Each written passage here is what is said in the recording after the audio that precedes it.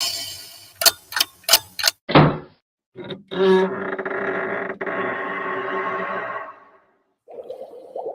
careful when you whisper.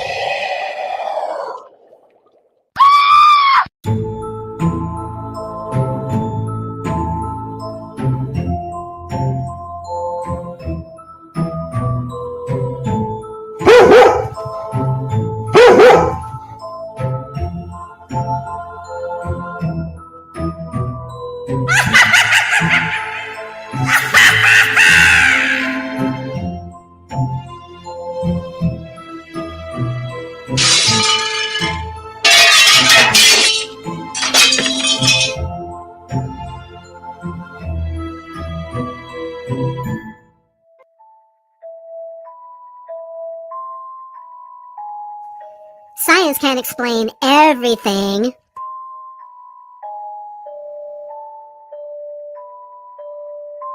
Just because you can't see me doesn't mean I'm not here. Thank you for joining me, everyone, and welcome to Paranormal Encounters podcast series. My name is Dr. Kelly Renee Schutz. I am the host and the producer of this show. Sit back, grab yourself some popcorn, and let's get started. Be careful when you whisper.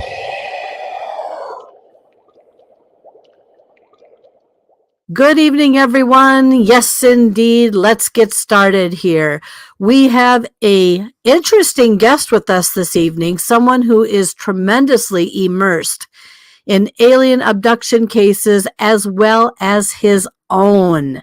And so this is going to be a full program tonight. And without further ado, let me introduce you to my guest, Joe Montaldo. Whether you're listening at home, at work, or anywhere, thanks for making ParaX part of your day. Your source for everything paranormal, ParaX. Some say it can take a lifetime to endure and bring about change into their lives. However, what happens when you are gone, missing for 11 days, and you come back and realize that something unusual has just happened to you? My guest this evening is Joe Montaldo. Joe is the co-founder, international director, and spokesperson for I.C.A.R, the International Community for Alien Research. Joe's mission is to further public awareness on alien abduction, being a contactee, and understanding a little bit more about what is happening in our unseen, sometimes seen world. Joe is the host of the new radio program UFO Undercover. UFO Undercover is an internet talk show that allows the host and guest to interact with each other. Joe, who has been a paranormal and extraterrestrial investigator for almost 30 years, is extremely knowledgeable on UFOs, alien abductions, star children, indigo children, my labs, government involvement, and all matters related to ufology. I.C.A.R's main focus is on alien abductions, as well as the alien agenda. Joe Montaldo has been featured in newspaper articles, radio talk shows, and speaks at area meetings. Joe's future goal is to gain information for I.C.A.R and share it with the public. Joe feels the public needs to understand what is going on with alien contact and exactly what the alien agenda is. We have a lot to talk about this evening, so without further ado, please welcome to my show, Joe Montaldo. Well, good evening, Joe, and thank you so much for being on the show today. Joe, before I get started here and we kind of delve into a few interesting topics tonight, why don't we start with a little bit of a foundation here and tell everybody, where did your interests actually peak or begin with either paranormal, extraterrestrial, cryptid, whatever? It had to start somewhere. So where did that start for you? You know, that's a weird question. So I'm going to do it fast. I don't want to waste too much time. So, everybody knows I was in the Navy. I served on the USS Nimitz. And I used to talk to a lot of pilots who would tell me stuff like, we seen this, we seen that. And, then, they were always seeing something weird. And almost every pilot I talked to had seen something. And then every now and then I'd get one of them who felt the need to tell me about some weird experience he had or she had. So I thought a lot about it, but I was in the Navy. I was crazy. I was running around chasing girls, doing all kind of stuff. So I get home and I'm sitting in my dentist chair, right? And she's working on my teeth and she goes, can I tell you something in private? And I'm like, sure. And she starts telling me about an alien abduction. I'm like, get out of here. Now I know this woman really well. She's very popular in the community. She does a lot of work. And I'm like, really, Miss Carol? She's like, yeah. He said, I don't know what to think. She said, I just needed to tell someone. I said, well, I'm not going to tell anybody. A couple of days go by. A friend of mine comes up and just starts talking about this alien abduction. So I go by to see a friend of mine at work one day, and I'm standing behind the counter with him. We're talking. And these two girls come up and they're doing their stuff, getting their business. And the other girl looks over. She said, can I tell you about this alien abduction I'm having? I'm thinking, all right. And so now I'm thinking some kind of massive trick going on. I'm like, come on, this cannot be. Just cannot be. So 6 weeks later, my mom's having a big party. One of the senators are over at the house. And we're all talking. I'm talking with the senator today. Now I know this lady because I grew up with these people. So yeah, she's a senator. Everybody has a big deal. To me, she's just, part of the family. Yeah. So we're going on and I'm sitting over there and I'm talking to her. Hey, we're just having a couple of drinks and I'm thinking we were going to leave. And she comes down and sits down between, she puts her arm around me. She said, I was told to tell you this. And I looked up at her and I'm thinking, what the hell are you talking about? Yeah. And she just goes into a 45-minute about how she's been being taken since she was a child. So I don't even know what to say. And I've had a couple of drinks by this time too. So I'm thinking, I'm not going to say her name, but I'm thinking, I said, you know what, let me think about this and I'll get back to you. Because every time I heard somebody saying they had been abducted by an alien, I'm thinking, you need to seek professional help right now. You're crazy. There's no such thing as aliens. Y'all are crazy. But in the back of my head, I'm always thinking about this Navy stuff and a lot of stuff I'd heard in the Navy, things that I'd seen. So I'm like, okay. So we go to a meeting and I walk into this meeting. And now this time I'd done no lectures or nothing. So I just wanted to go to this abduction meeting to hear people talk about it. 9 out of the 14 people knew me by name. How can that possibly be? I mean, I was nobody. Don't get me wrong, ladies and gentlemen. I was nobody. I was barely out of boot camp. I mean, I was barely out of tech school. I was on leave from the Navy. And people are telling me about this and they're telling me, they're calling me by name. And they knew a lot about me. And I'm thinking, no, this cannot possibly be. So at this time, this is about to make me just crazy. So I called up a friend of mine. We're talking about it. I said, you know what? I'm going to get online. I'm going to blow off some steam and some chat. So we opened the chat room on Yahoo and we're blowing off this steam. And then I meet this guy, Ariel St. Sinclair. He's supposed to be a direct bloodline of Jesus. And he's a great contactee. This guy sent me off into a tizzy. I didn't know what to think about this guy. So now I'm thinking about all this, and all of a sudden the chat room just starts filling up with people who have had experience, and half of them knew who I was. I was like, it was making me crazy. So that's what drugged me into this.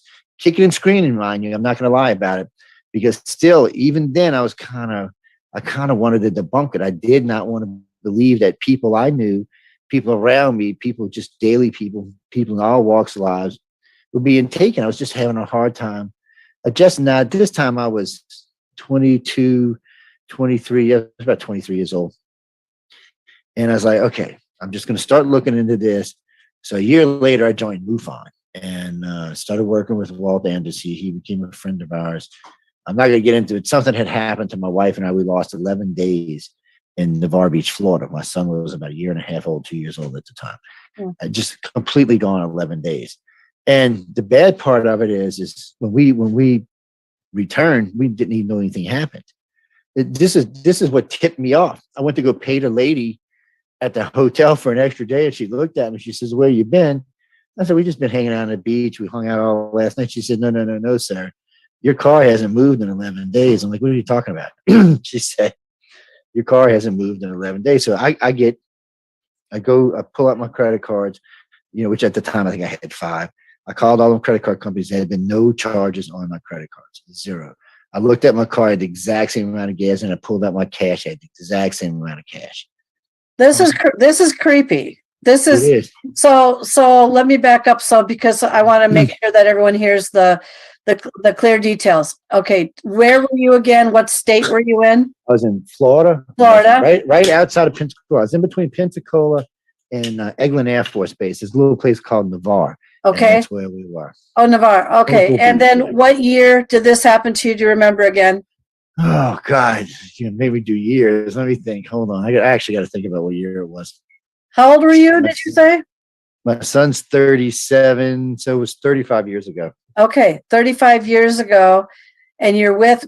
Did you say you were married at the time? Yeah, I was married. And then you lost 7 or 11 days. 11 days. 11 days. Now, we wrote to Walt Anders about this and moved on. Mm-hmm. Not immediately, though. 2 years later, we wrote to Walt Anders and moved on. So we write to him. A year passed, we get nothing. All of a sudden, we get an envelope, a returned envelope, the regular envelope. It was cut into 1 million pieces. Okay. All the stuff inside was cut into 1 million pieces, and then somebody sat there with Scotch tape and taped it back together. Okay. And it had been a little while because had that old tape used to start to turn brown. Yeah. So it had been at least a year since they put it back together. So I'm thinking, what the hell happened here? So I call Walt up. I said, Walt, what's going on?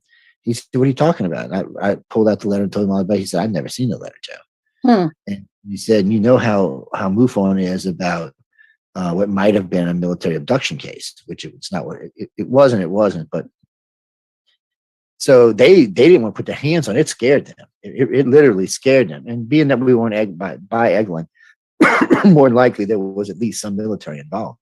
Yeah. But we didn't remember anything. We didn't want to be regressed. We fought it for a while. Mm-hmm. And then I think I was 20. I just got out of just learned how to hypnotize people.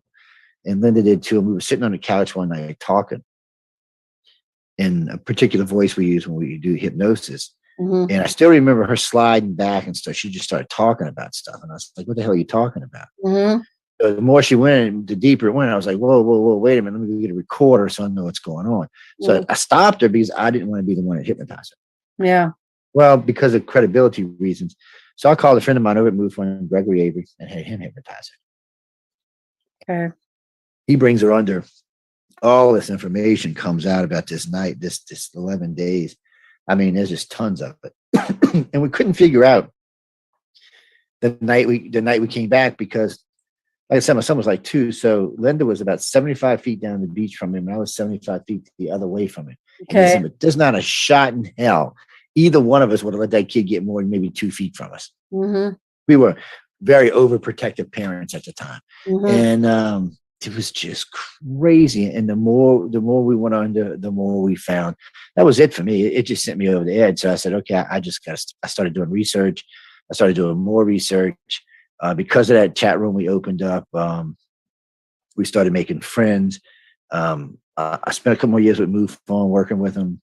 I did the first, I should say, alien abduction criteria. Mm-hmm. I did with MUFON with 5,000 cases from around the world. Mm-hmm. But MUFON didn't want to hear about alien abductions. It scared them. They thought it was going to take away credibility from the organization. Mm-hmm. So eventually I just left. I said, look, guys, I love y'all, blah, blah, blah, blah, blah, blah. I said, but, Walt's retiring. John Sluicer's taking over. We know he's got Black Ops ties.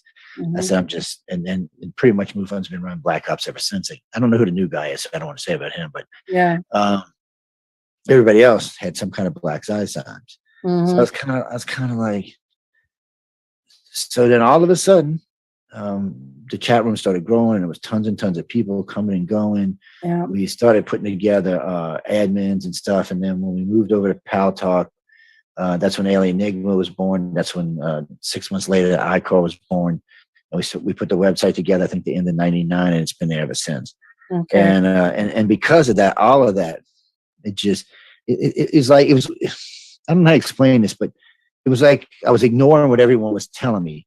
So they decided, whoever decided, y'all can judge this for yourself, aliens or government. I know who it is, but I'm gonna let y'all decide. It was like somebody grabbed me by my ponytail and just drugged me into it and said, look, you're not paying attention. These people are telling you what's going on with their lives. You should want to know more. And I didn't want to get involved.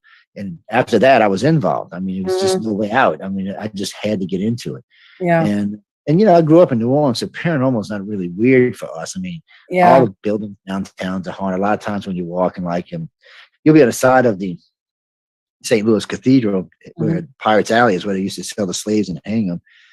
But you'll be sitting there having lunch or dinner, 2 o'clock. Matter of fact, just recently, three of us with a bunch of other people that were having cocktails, sitting along the edge of it outside, watch two women walk, scroll down in Bella dress, just scrolling on down, faded in, faded out.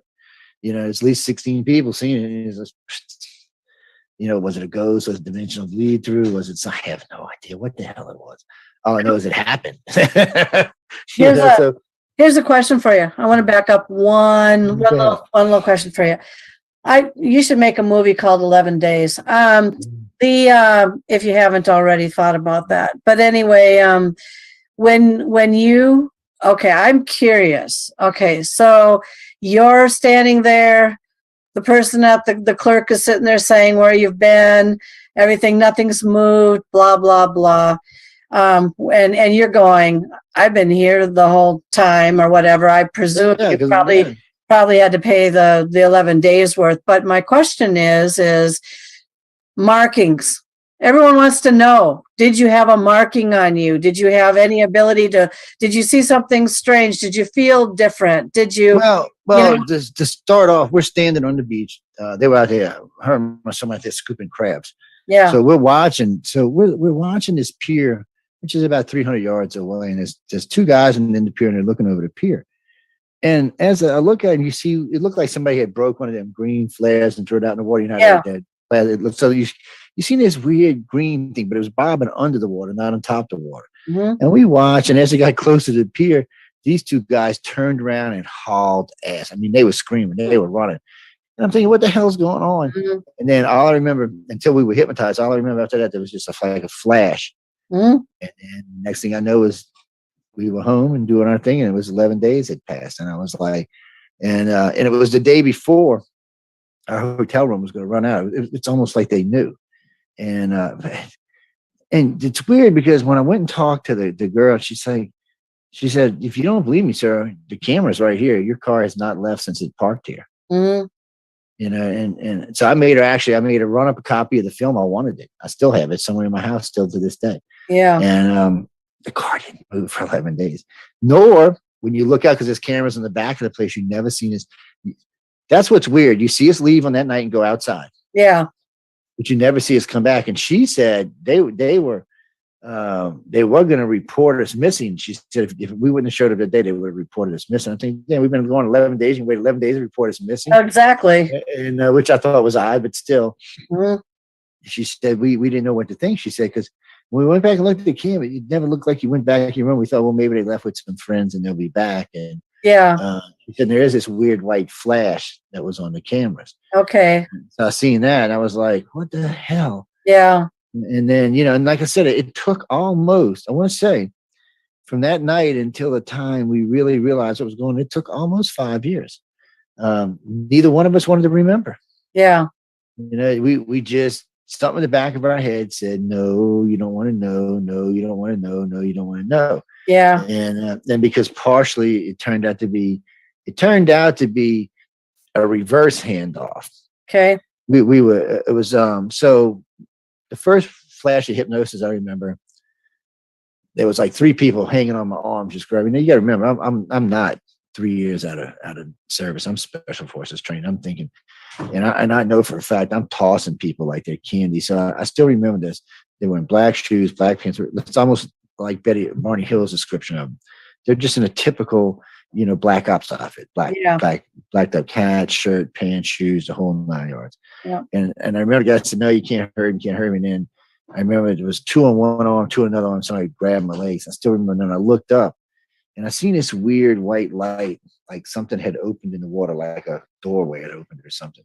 Mm-hmm. And I seen Linda and my son going into it, but I couldn't see who it was until I was taken deep in hypnosis and it was still the military. I was like, but there seemed to be a gray stand in there.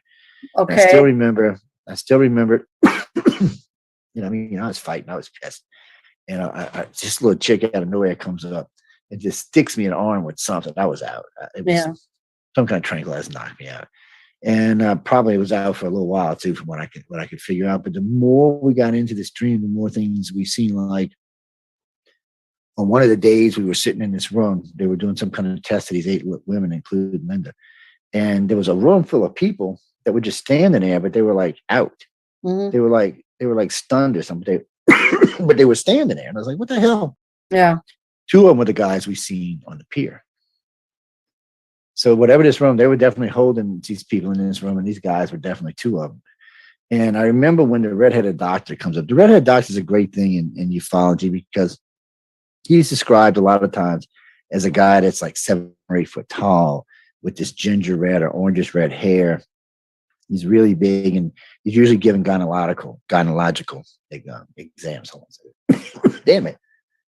That's okay. Take your time. And anyway, he's usually doing that. So in this particular day, they had this thing. It's stainless steel, Yeah. and there's eight sets of stirrups in it with 8 different women, and he was doing this exam. And I remember seeing him there, and I remember the gray standing there, and I remember what appeared to be a reptilian human alien walked in, and when they did and they seen the gray, they both put their heads down and kind of just leaned back against the wall like, yeah, okay, we didn't realize you were here. It was the first time I realized that maybe the grays aren't the subservient ones, maybe the other 2 are. But I was more interested in other things at the time. And so, you know, it looked like they were removing something from all these women. It was probably an egg. Yeah. Or something along those lines. It's hard to say what it was. And the whole thing felt surreal because I'm watching it like I'm watching a TV show. You know, I'm just kind of like, yeah, this can't be real. This is weird. None of this can possibly be real. And each day seemed to be another reel of weirdness. And it seemed like on the 3rd or 4th day, they just turned us over to the graves, and that was the end of it. I mean, that was the end of dealing with anything with the military. Huh. Did your wife report? I presume you were both, abducted together. So did she report a different kind of scenario, or did she see the same scenario? For the most part, everything we saw was because most of the time we were together. We weren't apart often. There were a couple of times we were apart that we seen slightly different things because there was different stuff being done to us. But there was a few times like I still remember she got pissed because 2 of her daughters were there because she had stepdaughters. And they were there, and it really pissed her off, and we were talking about it. And there was nothing she could do because they were just out. Yeah. They were just, when I walked in the room, they were just on these weird. The grays have got these weird tables. It's almost like they're made out of liquid. When you go into a gray ship, when you walk into the room, there's nothing in there. It's just light, but you can't even tell where the light's coming from. But whatever the gray wants happens. So when you thought about the table, this bubbling stuff came up from the floor and just kind of spread out and turned it into a table. The person got on a table, and then this other liquid started coming out and totally engulfed the body. Obviously, they could breathe it because they weren't dead, but they were out. And then when they wanted instruments, they would think about it, and the whole thing, with a big tube would come out of the wall with all kind of sorts of instruments in it. They would do all sorts of interesting things, like the one that filled every orifice on the body. And that in itself is just scary to even think about. But it just showed the advancement of them. Their ships were alive. They weren't organic. I mean, they weren't dead. They weren't steel. They were organic. They created the blue plasma that you see in all over the ship, which the grays can use as food. They can absorb it through a symbiosis, and the ship uses as fuel, but it can also be used as a food. And if you put humans in it, it actually enhances humans' abilities. Oh my! But the ship itself grows it. It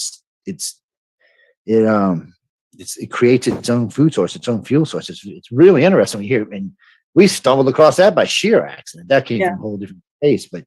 Yeah. But the more you get into these cases, the more information you find. Yeah. One thing you find out when you get into deep hypnosis is every case starts pre-birth. Doesn't matter who they are, even if they think they've only been abducted 3 times. So when somebody tells me they've been abducted 3 times or 1 time or 2 times, there's only 1 or 2 scenarios for me. Either they're lying or they just haven't realized, when this started in their life. Yeah, exactly. We have thousands of cases where, you hear even the kid, you can hear their own kids' voices. My bug-eyed friend, my reptilian friend, and hence the word friend. They're not scared of them. The fear doesn't start with the aliens until puberty, and it only lasts until about age 30.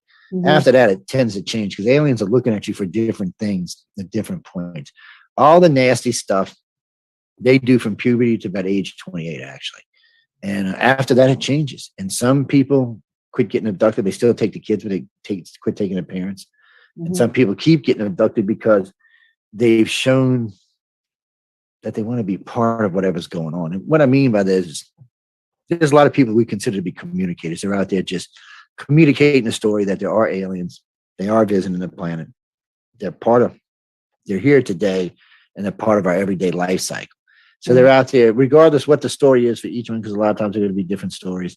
They're still out there doing it. And then there's the keepers.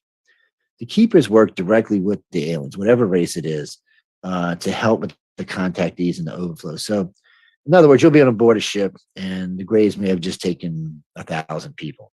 So you might be working the kids department where you're in there with the kids, or you might be walking from room to room, making sure that the humans are settling in place, so there's no extra harm has to be done. That's what a keeper's job is to help the humans to get through this. Because, in the end, they're human, you're human, and you want them to make it through this. Because the Greys and the reptilians and humans are not going to stop what they're doing for anybody. So, this way it's easier. And the Greys realized this before the other two races did and started implementing it and allowing for humans to get involved. And because of that, we've noticed the Greys get favorites. So all the races do. They get favorites. Their favorite little reptilian, their favorite. It's like having your favorite little turtle. That's about what we are to them. I mean, really. Exactly. when then they look at us, they're like, well, we like y'all humans and all. And then there's the weird part about the blood types. Was it A, B, and O? Did they come from the reptilians, humans, and Greys? Is that where our blood types came from? Because it does seem like we share a blood type with them. And O blood is such a significant thing on our planet that it changes everything. Without it, we wouldn't even be the race we are today. We would be a much different race. And we would be a more different race in the future, because obviously it's going to change our race even more. I mean, when RH negative was found out to be, which they think was about 35,000 years ago, it was 0%. Yeah. Today it's 15%. And RH negative kills babies, it makes them stillborn. That's why you got to get the special shot. If you found out that your husband's one and you're the other. I know a lot of y'all too young for this out there, but when I was getting married, you had to have a blood test. And the reason why is they needed to know if I was negative and she was positive or vice versa, because if they did, you couldn't have children. Right. Children a lot of times would be stillborn. And then some gentlemen invented what they call the anti-denigen D gene. So now you can get a shot, and that doesn't work like that anymore. But this is something for 40,000 years was killing babies unchecked. Why would Mother Nature make this? And to no doctor today can give me an answer why Mother Nature would create this. Now, an alien race who knew we might need it in the future, that's different. But why would Mother Nature know? I mean, remember, RH negative, or I should say O negative, is the universal donor. Yes, it's the only blood that can be shared with any other race. But remember this: no RH negative people can only take RH negative. No other blood can be shared with them, but they can share their blood with everyone else on the planet. Even the AB negative and positive, which are only 1.5, they can even share their blood with them. So technically, RH negative is the blood type it's the smallest blood type, because they can share theirs with everybody else. It's interesting to know that, but it's also interesting to know that it's the purest form of blood known to man. It's where all of our hematological research comes from. It's a very special blood type. And it came out of nowhere for no reason. Nobody can figure out where it came from or why it came or how it's here. And remember this too, ladies and gentlemen, if you're RH positive, you share 2% of your blood with a rhesus monkey. Yeah. If you're RH negative, you do not. Figure that one out. Yeah. Figure that one out. So it's a strange thing, but this is where the kicker comes in. Almost 65% of all contactees that we have on file, and most of the organizations we work with have on file, are RH negative. Interesting. Yeah. So it shows that there's a maybe it tastes better. I don't know. I'm serious. I don't know, people. It scares me a little bit. Good. So recently I was interviewing a guest on the show, and she asked me point blank. She looked at, apparently I must have been looking a certain way, and she said, "I'm looking at your eyes right now, and they look hazel to me." And she said, "Are you aware that there seems to be some kind of now I'm going to ask you this question and see what your perspective is on this." So my dad had one hazel eye and one blue eye, and I have blue eyes, but on occasion they look hazel. But do you believe that there's a possible theory that anyone with hazel eyes, just like the blood type, could have had potential history of involvement in some way with alien abduction. Have you heard anything about that? What's your perspective? Actually, all the colored blood types fall into that category. So this is what's weird. Okay, ladies and gentlemen, I'm going to blow all y'all's minds here in a second. So as of about 45,000 or 50,000 years ago, everyone on this planet had brown hair, brown skin, brown eyes. That's it. That's what we were. We were just that's the race we were. Yep. We were an AB race with no negative blood in us at all. There was no mutation. Just we were AB. I don't even think there was O. And everybody pretty much looked the same as far as you had brown skin, brown hair, brown eyes. You might have had black hair, but it still fell in the same category. Yeah. That's who we were as a species. And then bam, out of nowhere, Rh negative shows up. When it does, it creates, remember, Rh negative is a mutation. And so are blue and green eyes. They're both mutations. So as of until recent times, green and blue eyes were only about 2 or 3% of the population. Today, they're a little bit higher than that, probably about 12, depending on who you want to believe. It runs anywhere from 4% to 14%. Just there's a lot of different polls out there. When you do it worldwide, it always seems to fall out around 4 or 5%. Look, in China, even today, green eyes are extremely rare. Yeah. Extremely rare. In India, it's the same way. And that's 3 billion and 3.5 billion people right there. And you might see a green-eyed person one out of every 50 million. So it tells you now, you want to see a lot of green eyes, move to Ireland or Scotland. There seems to be a lot of green-eyed, red-headed, white-skinned people there. Don't ask me why. I don't know, but there seems to be a lot of them. There does seem to be these pockets around the planet, which it's more than that, because if you pay attention, you'll notice that a lot of green-eyed, blue-eyed people, they dominate Hollywood and politics. Yeah. You will find at least 50 to 55% of all people in musicians, or I'm talking about famous ones that are movie stars or TV stars, have blue or green eyes. Yeah. Some people say it's hiding it. Same thing with politicians. Yeah. Why is that? So they only make it up 2 to 4% of the population. We'll even say 10% of the population. How can they be so many of them in so many places? So basically what it shows you is 10% of the population is dominating over 90% of the population. Why? What is it? Because it's just a blue-eyed thing. You're like, oh, look how pretty their eyes are. Yeah. Is that what it is? Well, you'll find that a lot of those same people are Rh negative. Okay. About half or more of those are Rh negative. And Rh negative people have distinctive different personalities than Rh positive. No one believed it at first, but there's been enough colleges that have done enough research now that there is a difference in personalities between Rh negative and Rh positive people, not including other things in their personalities. But I found that interesting in itself. It's almost like we have a submutation inside of our species now. Why? What is it that kicked this off? What is it that kicked off this Rh negative and this blue and green eye and some of the other shades of colors that comes along with it? What is it that kicked this off?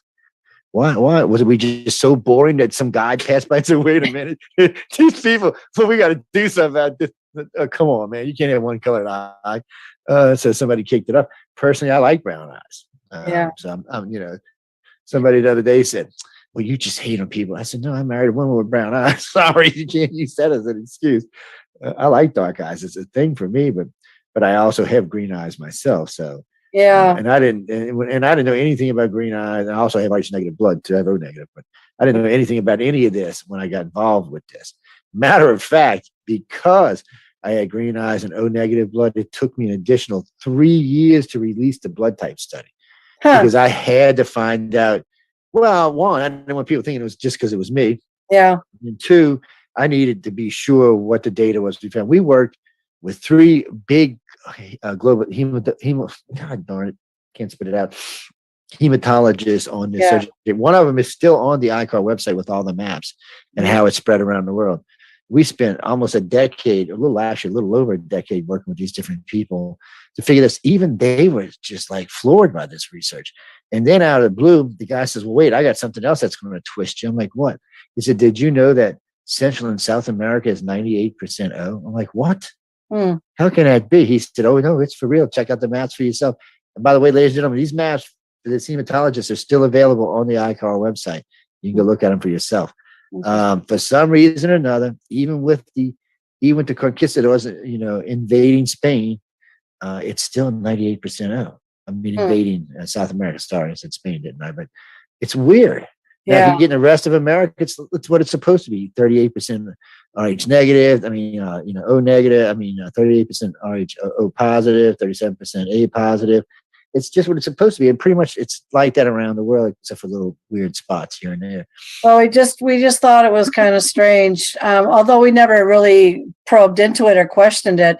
That my dad would have one hazel eye and one blue eye, and I have no idea what happened there. The fact that you have colored eyes increases your chances of being taken at least 60%. So yeah, and that's what this study was about. And this study started, ladies and gentlemen. There's several parts of this study, by the way, not just the blood type. We started looking for ways to find contactees before they even knew they were contactees. We were looking for ways that we could maybe help people by giving them a list of things, and they could go through it themselves and see if any of this was true for them. Like the 75 questions on the site. We're just trying to find people who may have had experiences. No one knew. And by the way, so y'all know this, we all expected it to come out like it should have been. It should have been, 37% A positive, 37% O positive. That's what we expected to see. We did not expect to see this drastic Rh negative thing. None of us did. And and there's only one organization that found positive. Then I'm not going to mention their name because I don't want to give them credit for it. Yeah. But everybody else, and I mean everybody else in the field, found the Rh negative was it. Yeah. And when you start talking to contactees, you find out a lot of them are just Rh negative. Yeah. It's I don't know. People always wonder, especially with these disappearances that happen for whatever reason every year. Do you suppose that have you heard or do you know that if a person's been abducted, and maybe 9 out of 10 times they may return, like you returned in 11 days. That's just very fascinating. Okay. A story in and of itself. But do you suppose that there's the possibility that if someone is abducted, that they never return, or that they're killed in the process of experimentation, and then how do they dispose of the body? Oh, they got a whole cleanup crew for that kind of stuff. But it's weird because when I first got into this field, there was a lot of reports of UFOs over hospitals and mortuaries and graveyards, and no one could figure out why. Yeah. So I.C.A.R learned how to cheat about 20 years ago, 15 years ago. So what we do is we'll pull up 50 of our abductees, active abductees that we know are active, that none of them know each other because it's the way it works. We'll send them all a question, one question, and we'll have them start repeating that question, while they're walking around. Because you never know when they're going to be taken. They might be making breakfast, they might be sleeping. Yeah. Abductions happen all the time. So, we start asking these questions. So in the Greys especially, the other races do it too, but the Greys especially, usually when they pick you up, if that question's in your head when you're looking at them and you transmit it, a lot of times they will answer the question without thinking about it. And as long as it's not a question that's going to cause certain problems, they just kind of look at their contactee like, oh, look, my little baby did it. It actually made a telepathic question. Oh my God. Yeah. But over the years, we've cheated and used that as a way to find the answers for certain things. That's one of the reasons we found about the blue plasmids and other stuff. And I didn't. So getting back to the hospital thing, so I'm going to tell you about somebody else. Yeah. So what we figured out was by asking these questions is that they have the ability to take your consciousness up to 3 or 4 days after you die. Okay. So obviously you had to agree to this, hopefully before this happens, because this is a way of cheating going to heaven. So, or hell, whatever you believe in. So they snatch your consciousness and upload it. Now they can keep it in a computer if they want to. They can put it in what they call host bodies if they want to. They can put it in a hologram room if they want to, wherever they want to keep you, but they have uses for you. So some contactees and keepers in other parts of the program, they're going to have use for you after you die. So a lot of people make deals. They say they make deals to spare their family or some BS so that they'll go along with whatever they're talking about. Some of these deals, when the Holocaust thing comes, they'll be there for cleanup crews and stuff like that. Some of them are just being taken off to other planets and other worlds, but they're definitely being taken. And from time to time, they will take someone early, just for whatever reason. Maybe their telepathic abilities have grown too strong to be on the planet, and they'll take them. Or sometimes they're maybe too much of one blood showed over than the other. So they'll take them. They just take, and then there's no excuse for it. They're just gone. Yeah. They just adios amigos. Now, I don't think it's a huge number of living people, but there are some that actually get taken. We know that because cases we've worked on, the person just disappeared. Yeah. And law enforcement couldn't find him. And the weird part is those people who disappeared, probably within a night or two of that, were already had some crazy contact experience. And they were talking about maybe going to work, having to go do stuff for the aliens now. And sure enough, they were gone. Yeah. And you could just think they drove off in the night. That's always possible. Mm-hmm. But nobody ever found them. Yeah. Ever. Yeah. So it's kind of creepy, weird the way it works. And they do have, I shouldn't say they have a use for us, more in the fact that we have a use for them. They know something big and bad's coming. Yeah. Whatever it is, they know it's on its way. They can't save all 8 billion, or it's probably won't even be that. It'll probably be about 10 billion or 20 billion by the time this happens. Yeah. But they plan on saving a couple billion anyway. Mm-hmm. By taking them off, if they spent the last 2,000 or 3,000 years taking people here, taking people there, taking people here, and they're going to spend another couple thousand, they'll get $1 billion. And since they're enhancing your life spans for probably several thousand years, you'll get to watch this all unfold. Mm-hmm. And because that's what the host bodies are. If I had $1 for every contactee that went on board a spaceship and said they saw rows and rows of bodies, sometimes adults, sometimes children, sometimes it was them, but it looked different. Like they might have been a little chunkier, a little skinnier. It just when they looked at it, they were like, it's me, but maybe it's a little older, maybe it's a little younger. These are husk bodies. These are bodies that are being held for when it's time to use them. And they so the Greys just, when it comes time, they just take you as you die. They beam you up from there and beam you into the new body. Okay, that's all fine and dandy because a lot of y'all want to live forever. I understand that. But if you believe in God, what does that do to you? That's right. Does that shortchange you going to heaven? So, well, maybe it's part of God's plan. I don't know. Before anybody starts writing to this poor lady, I don't know which one it is. It's but you just never know when you get into these kind of questions. Yeah. Is it right for them to do it? Most contactees tell me they agreed to it, but a lot of contactees tell me they don't. They're just being taken.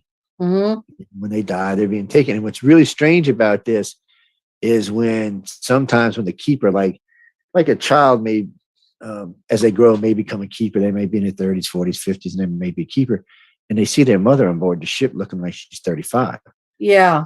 And how do you cope with that? I mean, especially when you find out it is your mom, how do you cope with that? You definitely can't go home and say, hey, mom's alive aboard a spaceship because you're going to a loony bin. Yeah.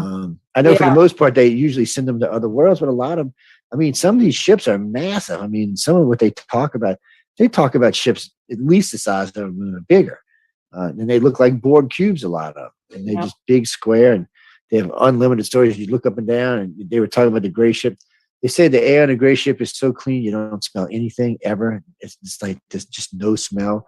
There's the sound is really low, but the air always smells really good. And everything's there, and every possible thing you could need is there. And when you look up and down, they have gardens, overhanging gardens, like the Gardens of Babylon, with waterfalls coming off of each garden going down, and there's a big open area in the middle of it. Well, that's great. Sounds like a Hilton or something, But what else is going on in that damn ship? Exactly. Well, but that's weird because, when I first heard about the black-eyed children, I'm like, this is some ghosty demon thing.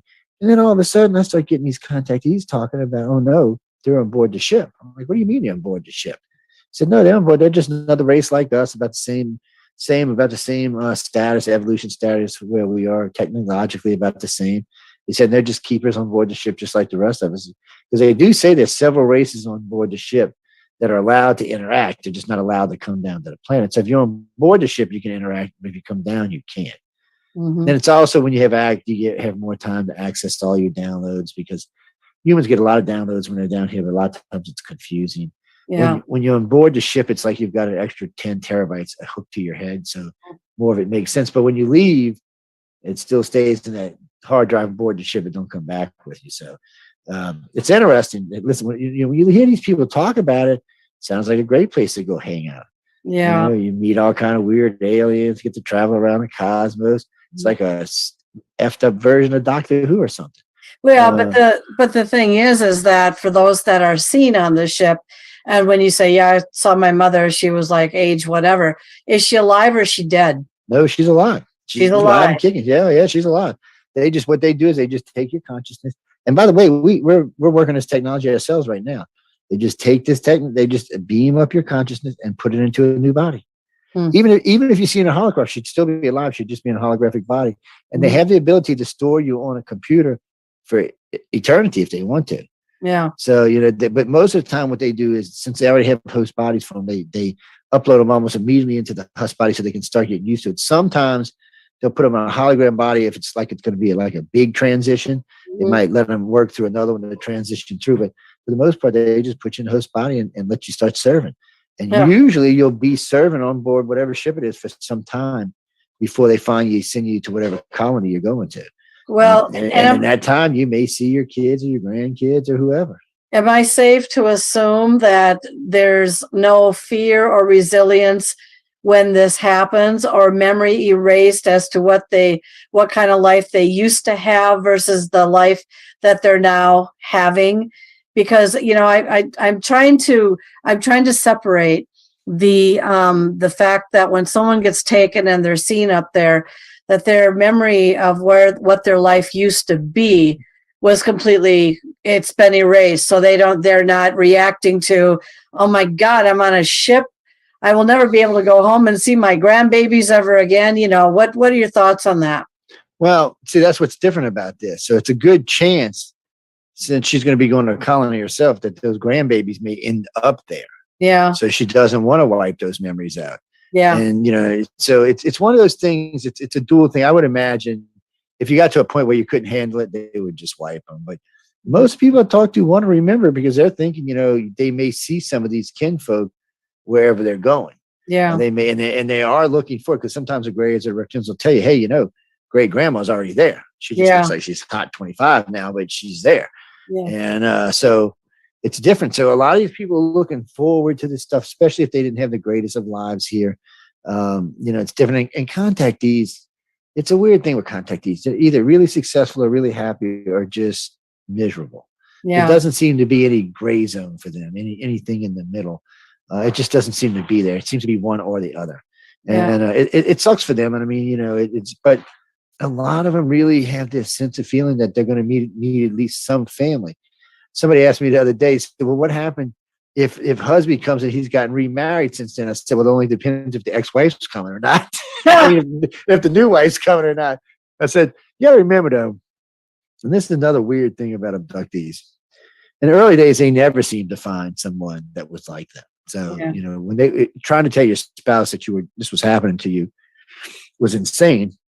And since only mostly in the 70s and 80s, women were coming forward, and even in the early 90s, only women would come forward. We didn't find out too much later that there's almost as many men as there is women being taken. Yeah. Then men finally started coming out and saying, yes, it's happening to me. It's happening to me. It's happening to me.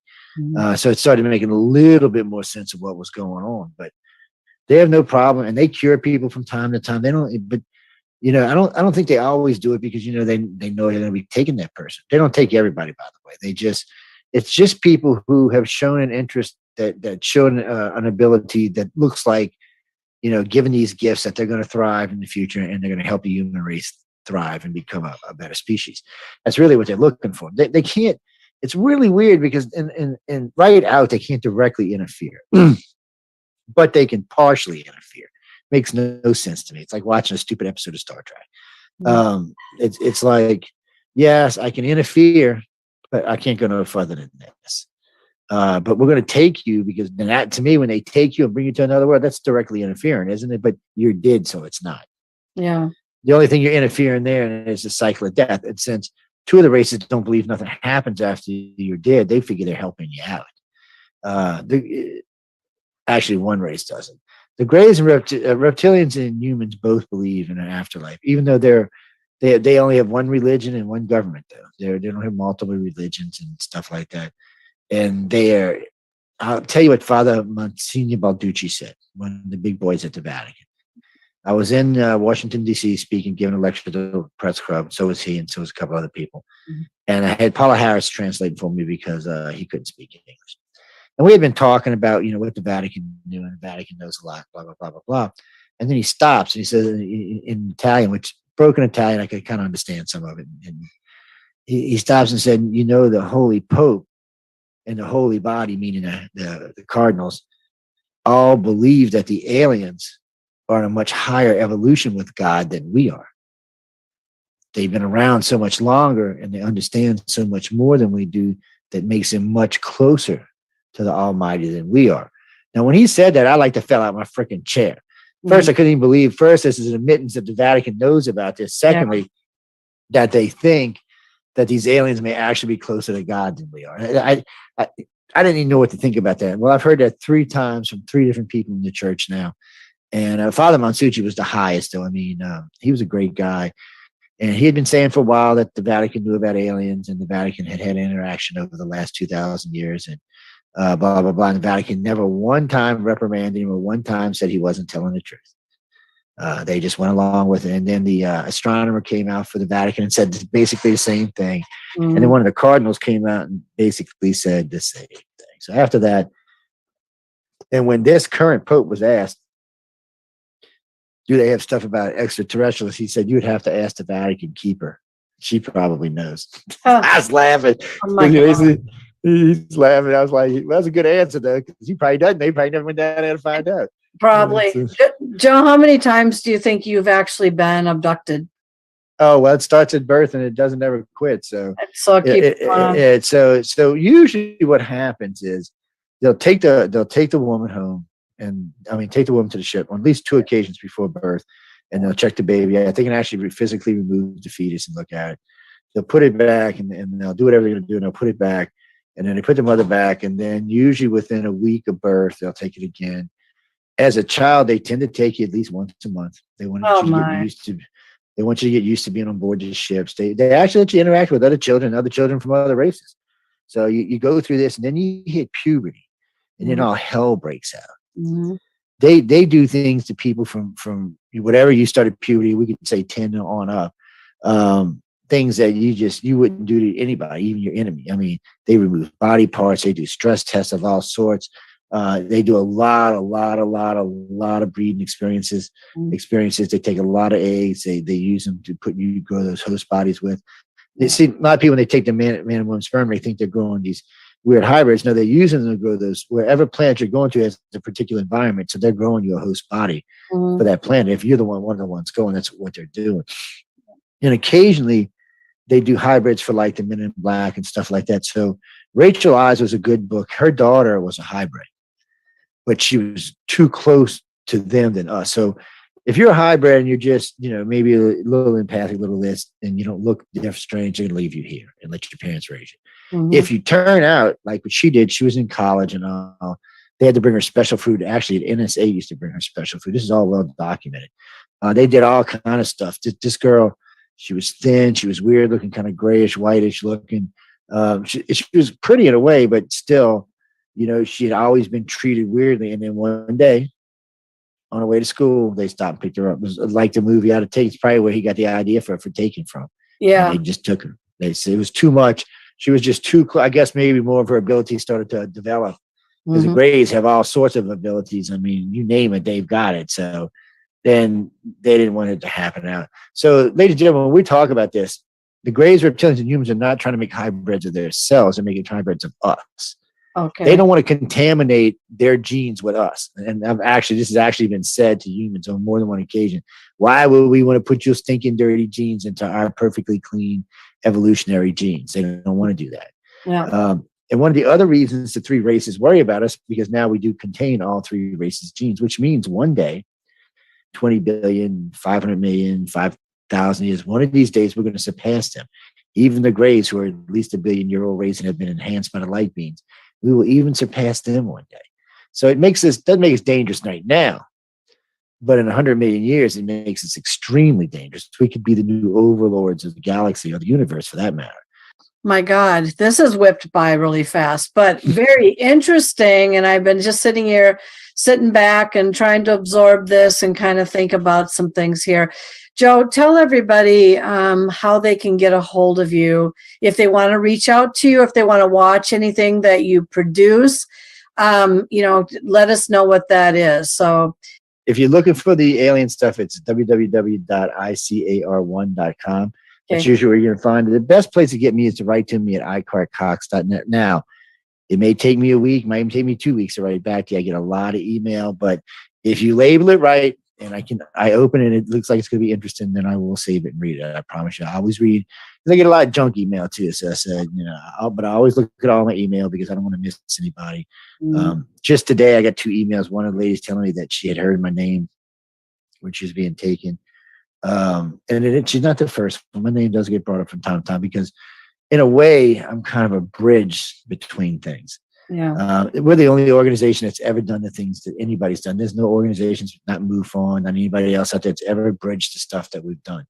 Ever talked about the gray reptilian human questionnaires, never put out the long, interested, involved stuff we've done, never did a hematological blood study. They've never done any of this stuff. It sets us apart from anybody out there because I'm not in this to make money. We don't ask. We're not a 501(c)(3). We're a privately funded research organization, just like any other research organization. The reason why is because if I have all your data and the government wants it, if I was like MUFON, they could just come take it because it's a 501(c). But being privately funded, they will have to drag me in the court with. We've got at least a dozen lawyers on retainer, which are probably abductees themselves, and they're going to fight tooth and nail to make sure they never get your information. And meanwhile, while we're doing this, we're going to blast this over the media and let the world see the government trying to pick on this little organization about someone who's been alien abducted. That's not going to bode well for me. It's the reason we took that path, and it seems to work very well for us. It keeps a lot of people off our butts. Yeah. But you can find us there. And if you're looking for any of the radio stuff, the best place to go is UPRNtalkradio.com. That's one of our main sites over there. You can always track it. Look, you can always just type in my name, Joe Montaldo. A lot of stuff will come up that way. And we are on Roku now. If you want to see our beautiful faces on Roku, you can find us on Roku now under UFO Paranormal Radio. Actually, all you have to ever usually type it is UFOP, and it comes right up. Okay. For the listeners who follow us on the United Public Radio, it will be getting added in there sometime in the next couple of weeks, because what we're going to do is we're going to add in Amazon Fire Stick here real soon. So within about 2 months, you'll be able to view us on Amazon Prime as well. You can listen to us there now. But now you'll be able to watch us on Prime Television, like any of their other Prime shows. You'll be able to watch us there as well, which is going to allow us to do a lot of things we couldn't do before, like live broadcasts from different locations and things like that. And if you're in the LA area in the last week of April, I will be down there with the Writers of the Future, working with them, doing press, stopping by. When I find out what hotel it is, I'll let everybody know. Y'all can stop on by and hang out. Usually it's a high dollar hotel, so you're going to have to use my name and have them call me, then I can just let you wander around the hotel. But other than that, I'm always looking for friends to stop by. Anybody who wants to come work and help, you can. Yeah. And then again, I am on the air myself Wednesdays. Yeah, right now, Wednesdays and Fridays, I'm on UFO Undercover from 6 to 8 on Wednesday at Central Time. And I host a political show on actually Friday night, 9 to 11. Sometimes it's essentialist, sometimes it's news on the flip side, depending on what the subject matter is. Right now, Emily Minshouse is co-hosting with me. She's been doing a pretty good job out there. I've never had a Christian co-host before, so it's a little bit weird.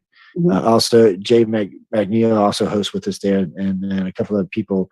We have other guest hosts that just stop by and hang out with us while we talk about everything that is anything dealing with politics on Centralist and on news on the flip side. But that's the easiest way to get hold of me.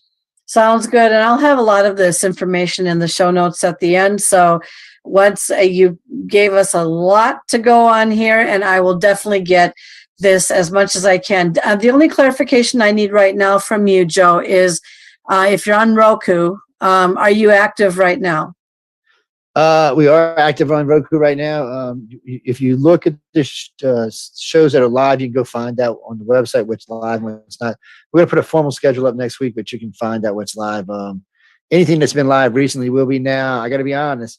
It's a paid station for our hosts. So you might not see all the same hosts there. You might see different hosts in their place. I think it's $70 charge for the Roku feature and the feature on Google. So I can tell you this, if you Roku feature with us and you Google feature, the very minimum audience you'll see is around 75,000 listeners. Oh my goodness. That's good. Yeah, so, that's great. We've been around just a couple of years. Yeah, and that's only a couple. Can you imagine what it's going to look like next year? All right. Thank you so much. Very interesting stuff. It's got me thinking, and I'm sure many people are also pondering some of the stuff we've heard today. So thank you so much, Joe, for being on the show today. I had a good time. Thank you for joining us this evening. Dr. Schutz welcomes your emails and paranormal stories. Visit her website at www.paranormaluniversalpress.com for contact information, or go to Amazon.com to view her books, searching under Paranormal Encounters. Thanks for listening. Take care. And until next time, be careful what you wish for. the script, vocal talent, and music compositions in this podcast program are copyrighted. As a disclaimer, this podcast episode or parts thereof may not be reproduced, reposted, or transmitted in any form without the express permission from the producer and company, Paranormal Universal Press, LLC, or ParaX Radio Network. Any opinion or claim made in any podcast episode by the host or guest does not necessarily represent the viewpoints of Paranormal Universal Press, LLC, ParaX Radio Network, or its sponsors. Properties mentioned in any podcast are publicly known to be haunted or have been discovered to have unexplained occurrences. If you are a ghost seeker, please take precautions and respect people's properties by not trespassing.